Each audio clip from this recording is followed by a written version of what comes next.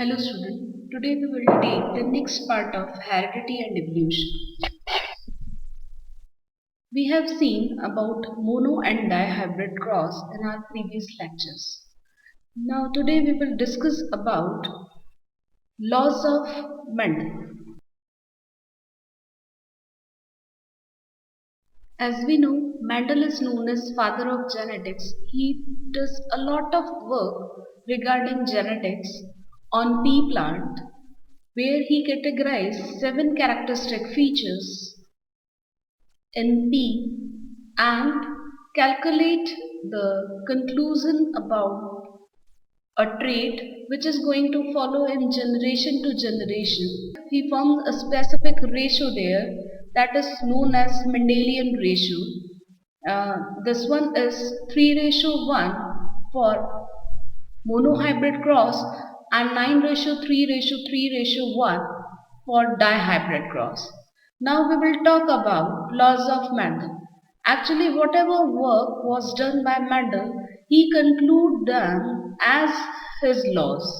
And these laws are also known as law of Mendel as well as Mendelism. The first law in our after he gave us two laws that are the first law of segregation and another one is law of independent assortment. But after his work we conclude two more characteristic features which can be known as law of Mendel. So right now this Mendelism is modified into Neo-Mendelism, and right now I'm going to discuss about Neo-Mendelism, in which four laws are given. The first law is law of paired character.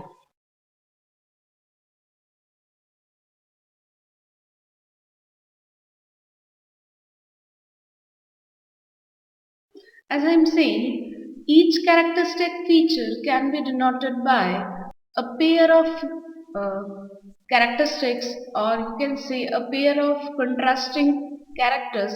This one is called as allele or allelomorph. Or I can write like this: each trait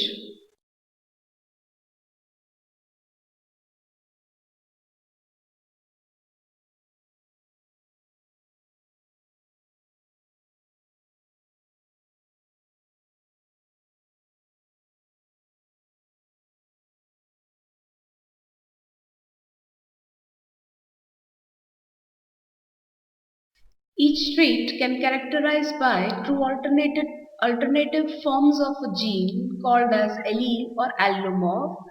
That's why every character can be present in a pair manner, which are alleles actually.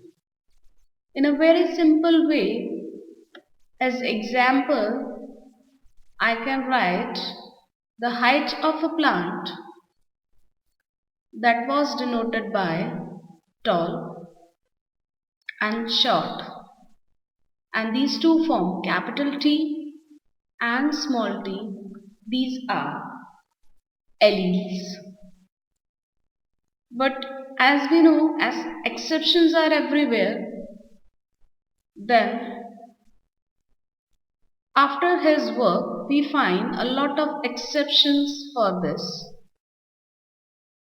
Today I will discuss law of Mendel along with its exception. The first exception of this law was multiple allelism. It's a very simple exception that can easily understood by you. The first top point is just saying to you multiple. That means more. Allelism. Alleles.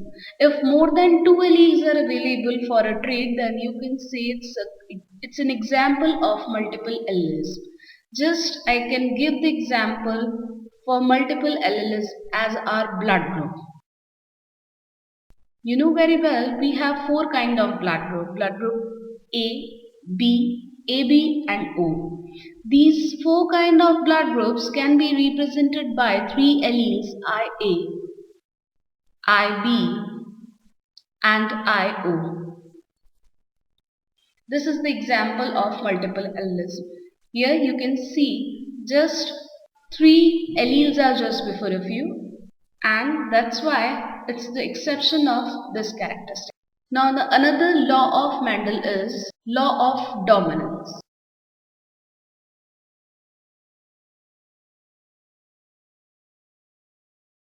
Law of dominance. That means, according to the first law, this one is saying that every trait is characterized by two features which are known as allele, and here the second law is saying that every one kind of allele can hide the characteristic feature of another allele of same trait. What I said? This one can hide the feature of, or you can say capital T can hide the feature of small t, because they both are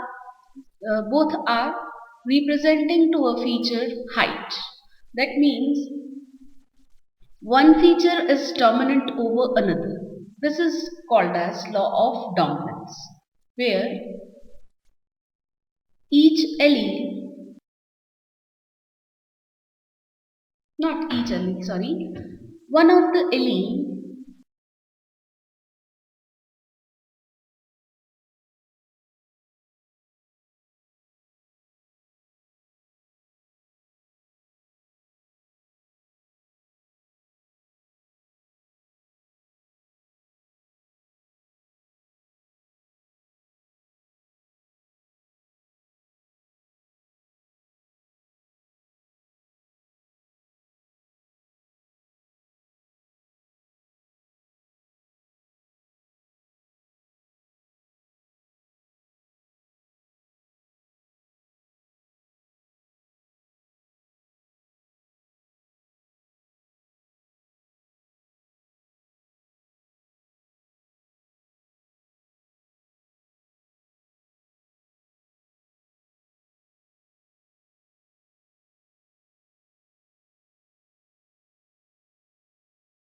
one allele of a trait can suppress the feature of another allele. Such an allele is called as dominant allele, and another allele with hidden characteristic features is called recessive allele.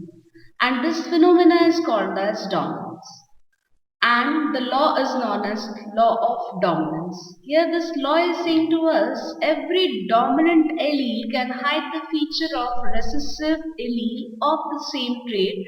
This is called as law of dominance. This can be represented as,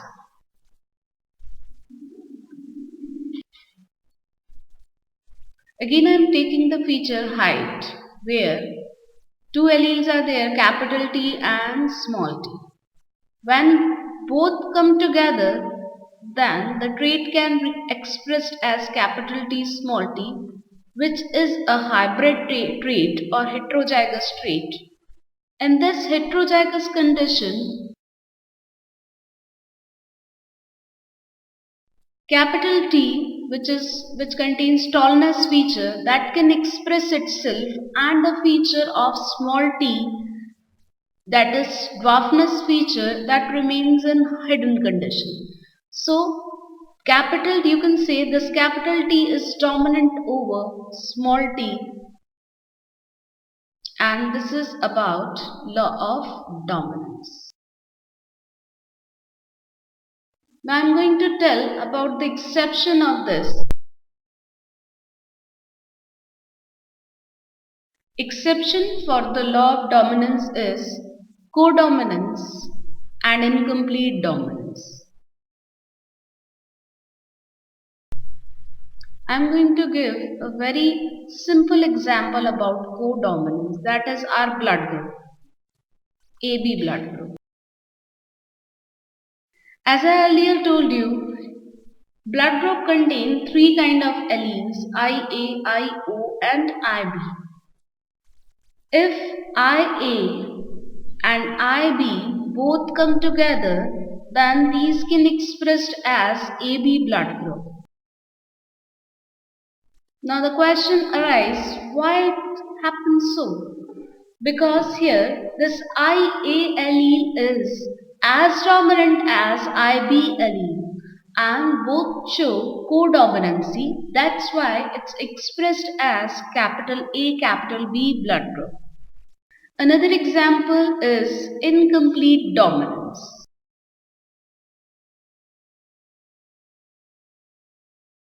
This is another exception for law of dominance.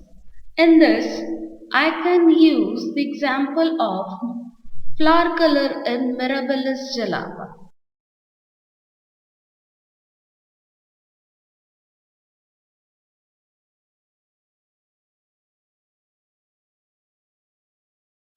It's commonly called as 4 o'clock plant.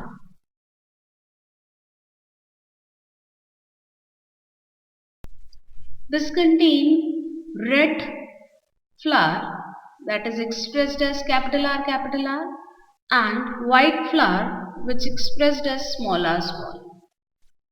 When they form gamete, it's expressed as capital R here and this one forms small r kind of gamete. And after the fusion of gamete, instead of getting red or white color, we will found the combination of both, that is pink. This one reveals us that although red is dominant, that's why it's expressed more in the progeny.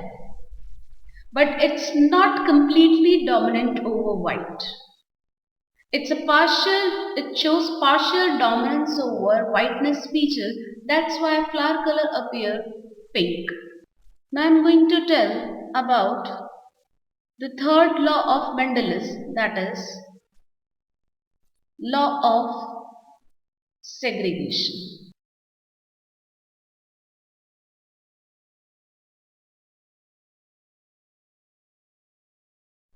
Mendel formed the conclusion as that whenever he do a cross, he found that every characteristic feature which contain two alleles, both the alleles are going to separate in the next generation.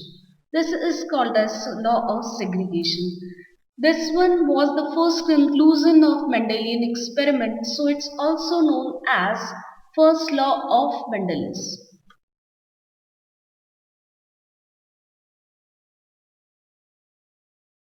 In this, he said,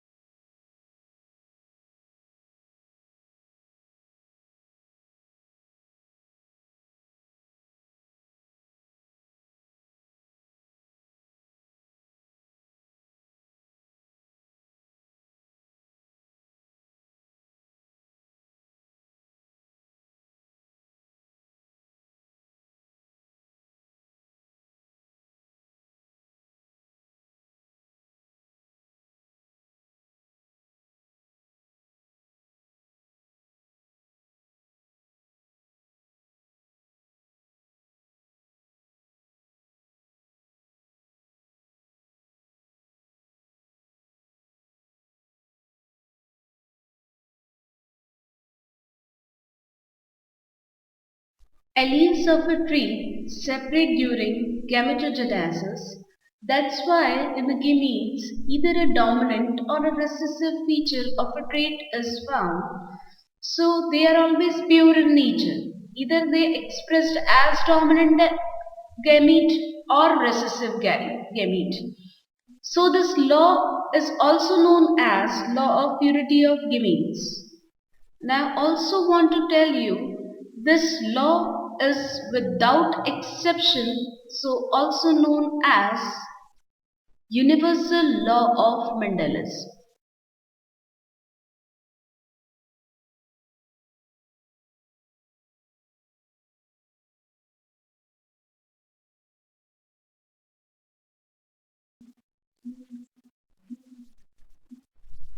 In the monohybrid cross, we have seen in F1 generation, when gametes are formed, this capital T feature gets separated out from the small t feature. Now in the gametes, these are gametes.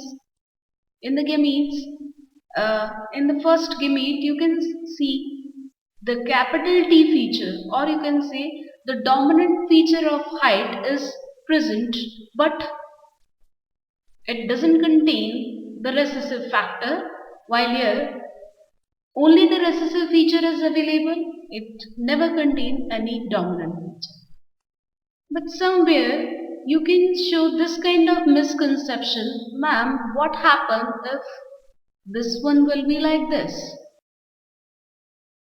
The capital T, capital R gamete, small t, capital R gamete, capital T with small r gamete, and the last one is small t with small r.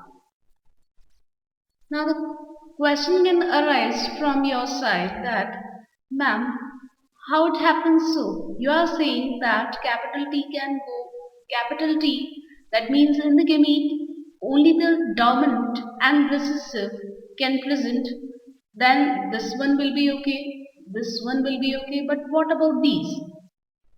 So listen, Bacha, I'm not going to say that only gamete only contain the dominant feature or recessive feature. What I said, I mention it here.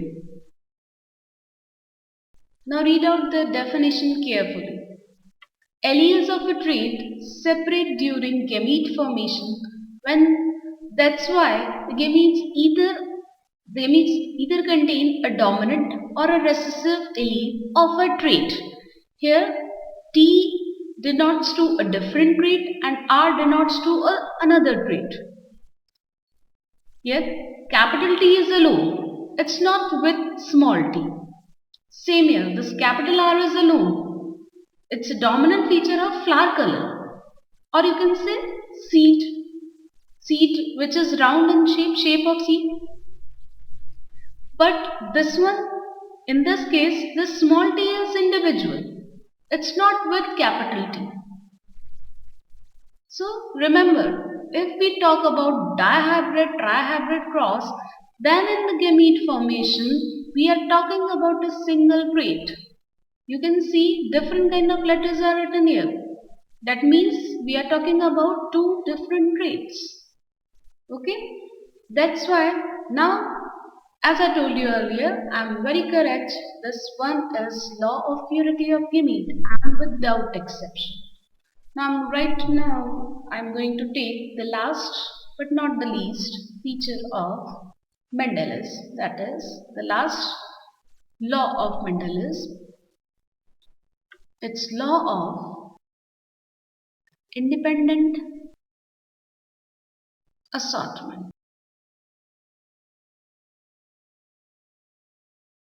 This one was the actual second law of Mendel's.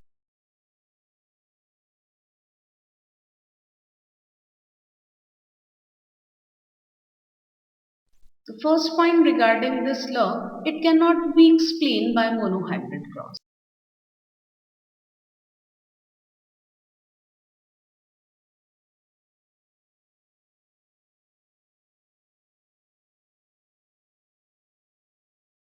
Now the question arises, why ma'am?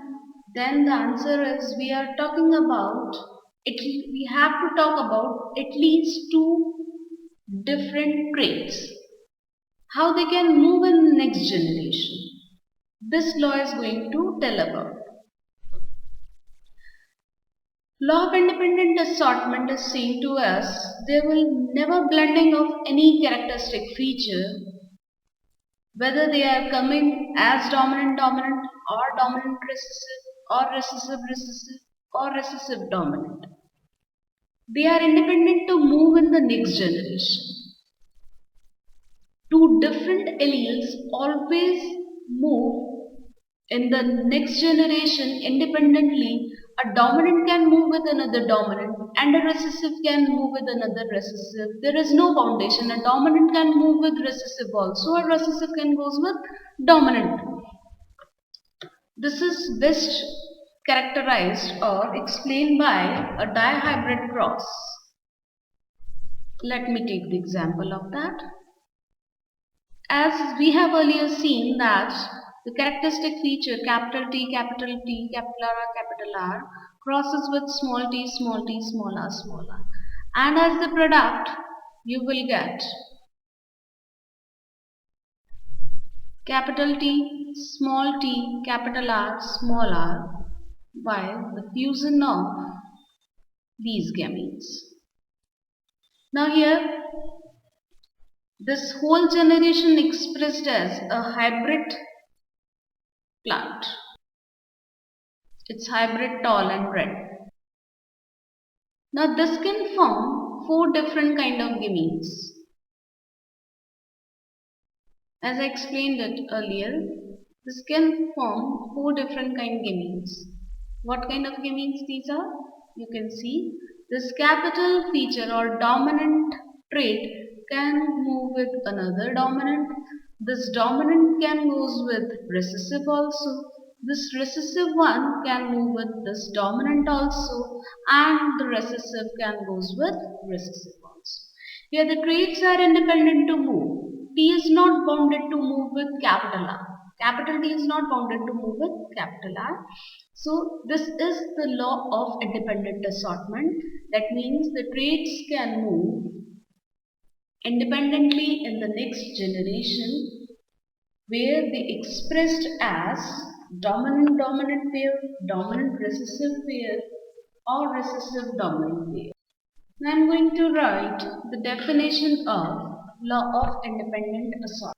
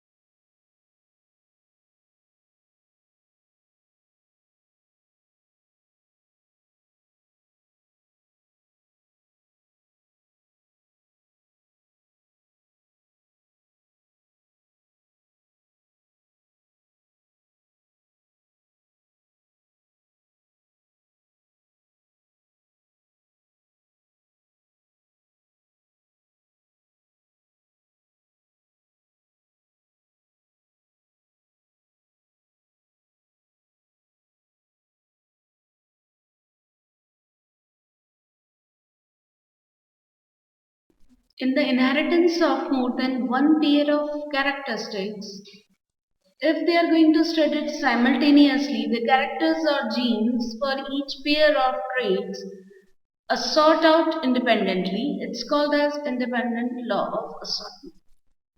It's called as law of independent assortment. Now you think, is there an exception for this? Then you are correct. There is an exception which is called as linkage. In the case of linkage, this can categorize into two. Here the dominant is bounded to move with dominant. It's called as dominant-dominant linkage.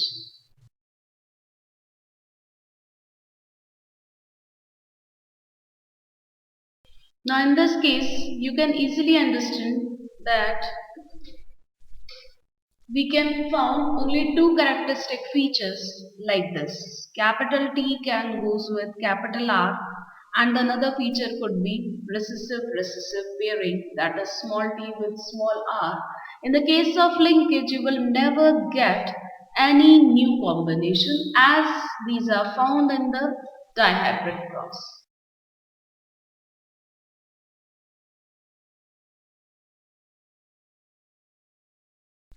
While the another linkage can be categorized as dominant recessive linkage, where you will get the combination like this always, but never get the combination like capital T, capital R, small r.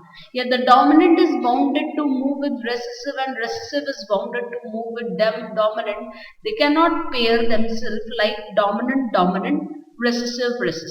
They cannot form such a kind of pair. This is called as linkage, and here in the linkage there will be no new recombinations.